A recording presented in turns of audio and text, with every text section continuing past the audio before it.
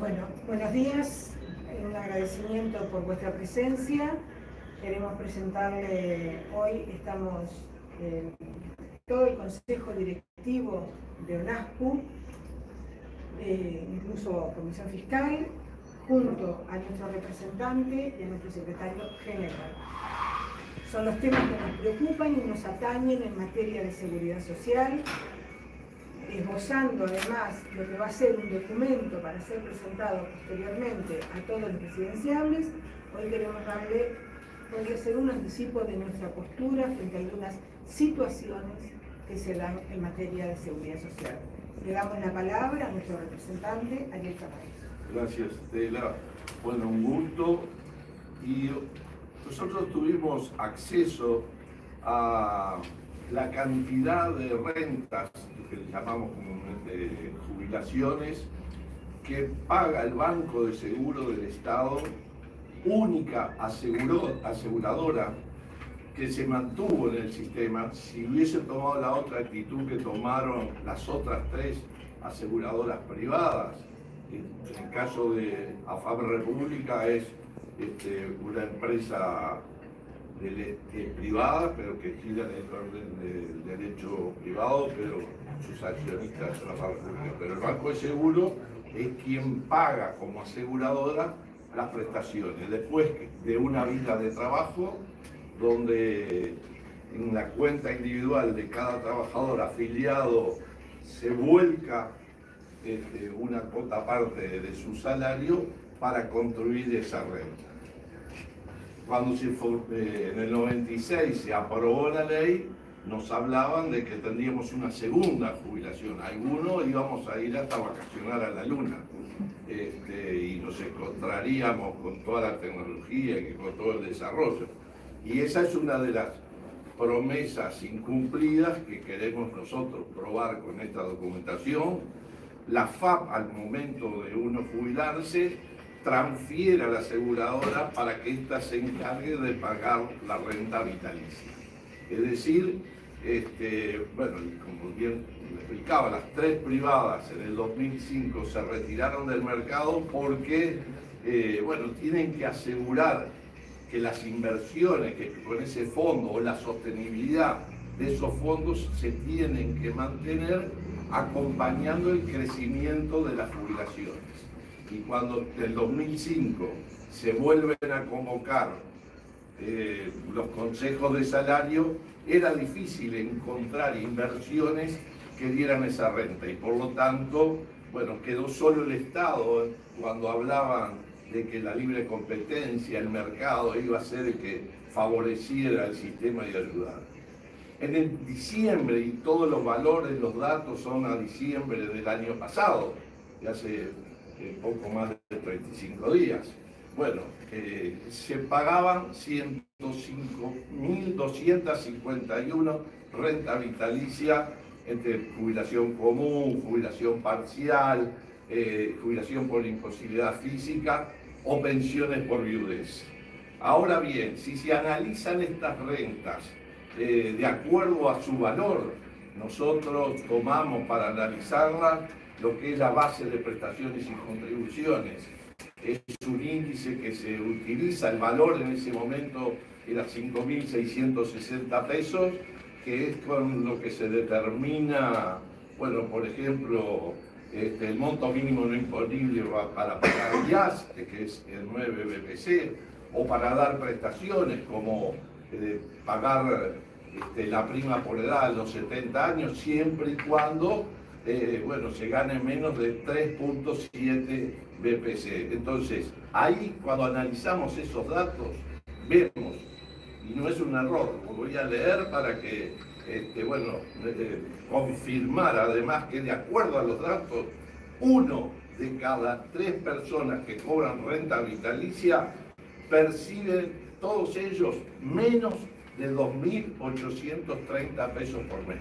Y en un sistema que no hay solidaridad, no es como el BPS, si yo calculo la pasividad y me da menos del valor de lo que hoy es la jubilación mínima, 18.840 pesos, bueno, mi pasividad, como es la única, me la llevan a 18.840 pesos, porque hay otros que han aportado y se redistribuyen tratando de darle más a los que menos tienen. En este caso es una cuenta individual donde yo solo voy a recibir en relación a lo que yo pude aportar. Entonces, hay un cuadro muy gráfico que hicimos nosotros, que muestra que 8 de cada 10 de esos 105.000, 8 de cada 10 rentistas del régimen mixto reciben menos de 11.320 pesos.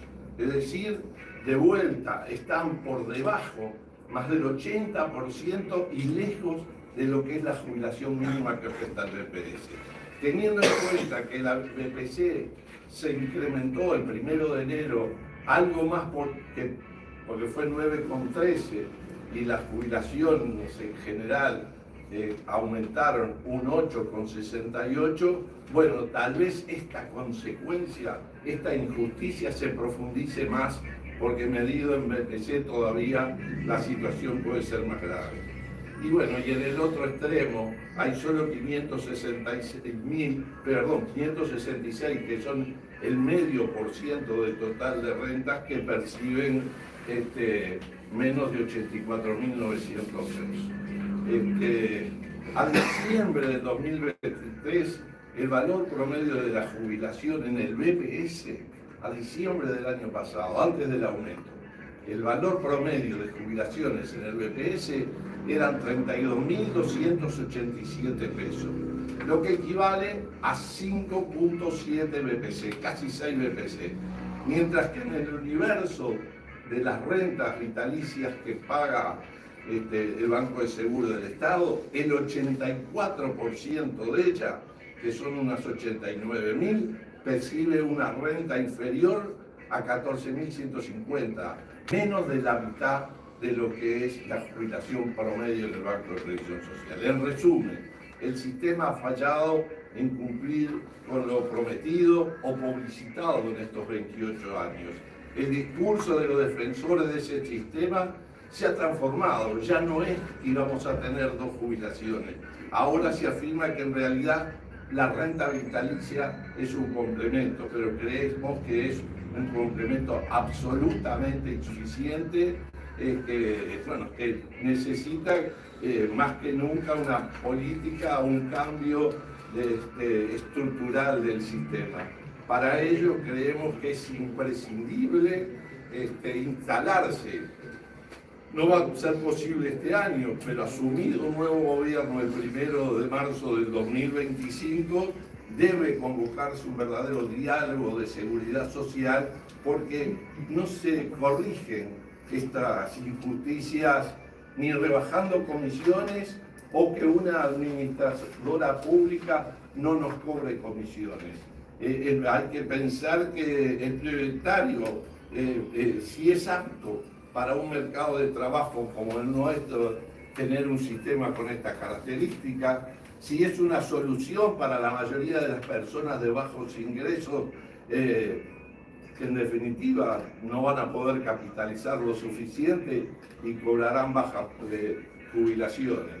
Y la reciente reforma, la ley 20.130 que se aprobó en abril y se promulgó en mayo, apenas modificó la estructura del segundo pilar, pero lo hizo en favor del sistema financiero, porque lo que hasta ahora era que yo tenía obligación de afiliarme a una FAP cuando ganara por encima de 78.700 pesos, los nuevos ingresos al mercado de trabajo, no solo en el BPS, también lo que ingreses en las otras cajas, en los otros institutos, incluido el servicio de retiro de la policía o el servicio de retiro militar, tendrán que aportar por una cuota parte de sus contribuciones a una FAP. Y bueno, y esto sin duda no dio respuesta a los problemas que en definitiva es uno de los mayores que tiene nuestro sistema, que es la insuficiencia en cuanto al valor. Y esto lo queremos asociar con un tema que hoy está en el orden del día del directorio. Lo empezamos a analizar el miércoles próximo pasado y mañana esperemos que se resuelva. Porque el BPS tiene el 37% de las acciones de AFAP República. Porque la AFAP República, como lo dispuso la ley, para que empezara a rodar el sistema, decía ya en 1995 la ley 16.713, la primera AFAP que se creara debía ser una empresa privada, pero cuyos accionistas fuera el Estado. Y ahí los tres bancos, el Banco de Seguro, el Banco República, perdón, con el 51%, el BPS con el 37% y el Banco de Seguro con el resto, son los accionistas. Y de los dividendos del año pasado, que se componen de la ganancia por administración y alguna parte más que tiene que ver con, bueno, con papeles que a su vencimiento generan algunos intereses, estamos discutiendo en qué se invierten 11 millones de dólares. Un tercio de la ganancia de AFAP República del año pasado nos corresponde y son 11 millones de dólares. Nunca hemos podido, y lo ha planteado la representación de los jubilados, la representación de los trabajadores, nunca hemos podido nosotros distribuirla entre jubilados de menos ingresos, aunque sea una partida puntual. Por lo tanto, estos 11 millones se sumarán a lo que ya está invertido y llegaremos a 100 millones de dólares. Esa es la inversión que tenemos. Y entonces, la reflexión final. Jubilaciones miserables mientras empresas que lucran con el fondo de los trabajadores ganan millones de dólares. Creo que la conclusión no puede ser otra, es que necesitamos una reforma integral, que esperemos que pasada el año electoral asuma un nuevo gobierno y convoque a un diálogo para terminar con estas injusticias. Gracias, Ariel. Le damos la palabra a nuestro secretario general.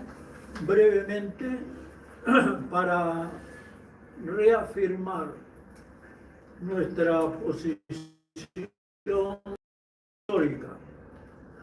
Desde 1995, el Congreso Nacional de ONASPO, con nuestro compañero don Luis Alberto Colotuso, decía no a la AFAP. ONASPO siempre ha mantenido una posición clara y definida que no queremos el lucro en la seguridad social. Dicho esto, queremos recordar aquella 16.713 que hablaba de las bondades de esta segunda jubilación, con paseos, con turismo incluso internacional, y hoy tenemos los resultados de este mal llamado ahorro individual. Hay, como lo planteaba el compañero representante en el directorio, más de 34.000 jubilaciones que ganan 2.800 pesos por mes. Hace años mostramos en conferencias de prensa jubilados que percibían 1 peso de la renta de AFAP. Esto muestra con toda claridad cómo esta segunda jubilación a quien beneficia es al capital financiero. Ese capital financiero, que no es tan difícil de mostrar, incluso a través de las ganancias de AFAP República, que hoy suman 100 millones de dólares con el 37% de las acciones en una sola AFAP. Seguramente son más de 300 millones de dólares que tienen acumulados en los fondos las AFAP privadas. Llevan ya más de un 20% del Producto Bruto Interno en su poder. Con ahora la participación en el sistema llamado mixto de lucro en la seguridad social, la incorporación de la caja militar, de la caja policial, de bancarios, profesionales y notariales, a dónde llegarán esos fondos y qué relación tendrán con el Producto Bruto de nuestro país y con los intereses particulares que siguen estas afán. ONASPO reafirma, como lo hizo en el año 1995, una vez más, estar en contra del sistema de lucro en la seguridad social. Dice además que nosotros estamos, ONASPO, la seguridad social que quiere ONASPO, percibe pilar de ahorro. Claro que sí. Un pilar de ahorro de los trabajadores sin fines de lucro.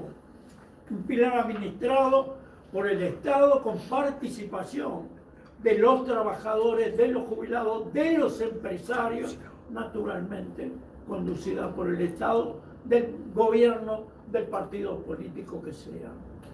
Y en esta reafirmamos nuestra posición que tiene que ver con la ONASPO y con una seguridad social que tenga en cuenta a los que trabajaron 30 años, pero también que tenga en cuenta a aquellos que no han llegado por distintos motivos a tener una jubilación, a los que tienen discapacidades, que llegue a los niños, realmente a los niños, para construir una seguridad social que no tenga fines de lucro y que esté al servicio de todos los uruguayos. Este es el motivo de nuestra convocatoria. ¿Alguna pregunta? Una consulta, en base a los cálculos que ustedes tienen hechos, ¿los nuevos jubilados de aquí en adelante también estarían en una situación similar a estos 105.000? Bueno, a ver, el sistema de ahorro individual es de contribución definida. Yo sé que en relación a mi sueldo aporto un porcentaje, pero la prestación es indefinida, porque dependerá de la renta que genere. En un país con estabilidad económica, muchas veces los intereses que se pagan por las inversiones son menos porque hay menos riesgo, y por lo tanto puede ser que, si bien eso hace bien a la economía, en el resultado de mi cuenta individual genere menos rentabilidad para la construcción de la renta vitalicia. Entonces, hoy no se puede asegurar, pero sin duda el camino va a ser el mismo, porque no hay inversiones que puedan dar de alguna forma una transformación de una jubilación miserable, que es menos de 3.000 pesos, a llegar hasta la mínima. Por lo tanto, se necesita de legislación, se necesita de diálogo, intercambio, ni eliminando las propias comisiones de empresas privadas que, como únicas en el mundo, hasta pone un carrito de chorizo en la puerta y corre el riesgo que de repente empezó la lluvia y no vendí ningún chorizo y tuve una pérdida. Ellos no tienen ningún riesgo, porque todo el trabajo se lo hace gratis el BPS, y cuando se transfiere la plata antes de llegar a la cuenta individual, ellos ya sacan su ganancia. Por lo tanto, el riesgo, el único que lo corre es el trabajador. Ustedes en la presentación que realizaron explicaban y decían que el sistema había fallado y que se requeriría un diálogo con el nuevo gobierno que comience en marzo del 2025. A la situación de hoy, con cómo están las cosas, ¿cuánto tiempo más creen que este sistema puede soportar y sostenerse sin colapsar? Bueno, no va a colapsar, porque el negocio para las empresas privadas cada vez es mejor. Las prestaciones, hay un riesgo que corre sí el Banco de Seguros en torno a que, si como en este ajuste las jubilaciones aumentan y hay un crecimiento, bueno, que les sea complejo poder ese capital que tienen que invertir, que dé esta rentabilidad para no tener un déficit. El problema es la situación que tienen los trabajadores al momento de jubilarse. Y para eso se precisa una reforma estructural. Para eso se precisa un diálogo. Que en este año, por ser año electoral, no puede haber reformas en materia de seguridad social, y por eso decimos, es urgente a partir del 1 de marzo que se instale esos ámbitos donde actores sociales representativos, como es la realidad del BPS, empresarios, trabajadores, jubilados y pensionistas, con sus organizaciones y también los partidos políticos. ¿Y entiende justamente, por ejemplo, que los partidos políticos hoy día son conscientes de esta situación? Bueno, no sé si lo serían porque nosotros esto ya lo hemos planteado durante mucho tiempo. Cuando fuimos a la comisión de expertos y en el propio Parlamento lo planteamos, tal vez no tuvieron los oídos para entender de que, bueno, Uruguay tiene un problema de amplia cobertura porque tenemos prácticamente todas las prestaciones que hablan los convenios internacionales, pero no son suficientes, y sobre lo que hay que trabajar es sobre la suficiencia de las prestaciones, y acá un ejemplo muy claro de esa miseria que tiene la capacidad. El sistema de AFAP no va a recorrer ningún peligro. Y ahora que se exponen incluso ejemplos de carácter internacional, uno de los peores sistemas de seguridad social se generó en el Chile de Pinochet, creando este sistema de lucro a través de las AFAP. Bueno, en Chile las AFAP recaudan, hacen el trabajo administrativo y pagan lo que ellos llaman prestaciones sociales.